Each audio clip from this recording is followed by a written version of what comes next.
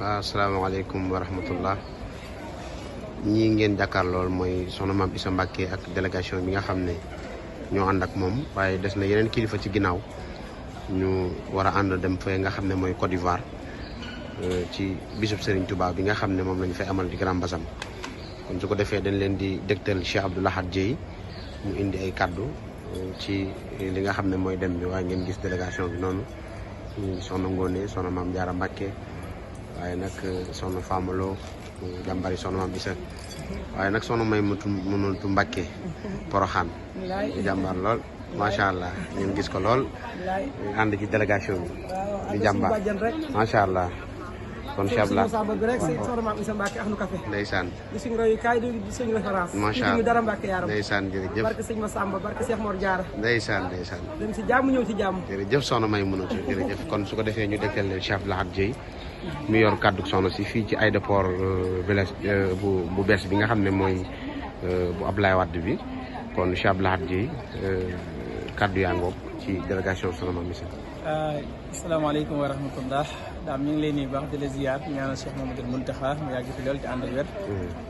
ñaanal njabootu Serigne Touba gépp di nuyu itam ci turu soxna Mame Issa Mbacké Ahlu Café mboolem délégation bi nga xam ne ñoom la àndal lim nga leen ñu jëm nag Côte d'Ivoire Grand Bassam ngir xëñtu rek jaar-jaari Serigne Touba war fa fekk nag Cheikh Mamadou Mourtada mu Cheikh Abdou Lahad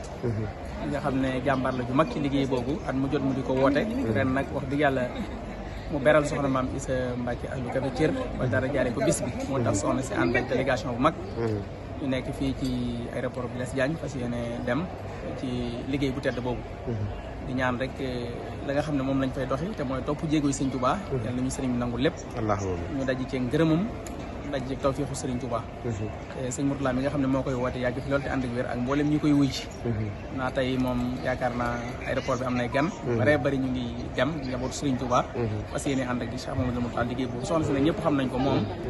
képp ku woote ci yoonu murid rek mu wuy ji la rawatina sëñ Mourtada day léppam rek sëriñam di kilifaam ci yoon wi waaye itam di soppeem moom itam saa bu geesoo rek bëgg gis soxna si loolu moo tax soxna si def lii mu def ba jigéen mu ñu ngi woon xel comme ci sëñ Mourtala mu sëñ Saliou tey ñu ngi jëm Grand Bassam ci sëñ Mourtala mu sëñ Abdou Lahad sëñ Saliou sëñ Abdou Lahad ñoo bokk lañ bokk du ko mën a werante soxna Fat Jaxate soxna Mariama Jaxate ñoo seq ñëpp daal waaw ñu ngi sant ñëpp di leen gërëm di ñaan dem ci jàmm ñëw ci jàmm sëñ bi nangu ñu liggéey bi ci barke ñu gis délégation bi bari gi ak ku ne xam ne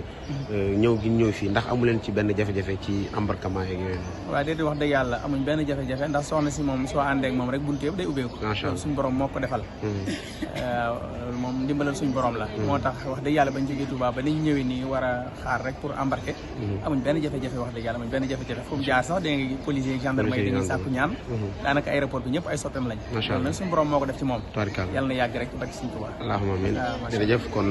kooku mooy Cheikh Abdou Lahad Dieye yor kaddu soxna Mame Issa kon ci kanam tuuti ñu dégtal leen yeneen yi nga xam ne moo fi ruuse incha allah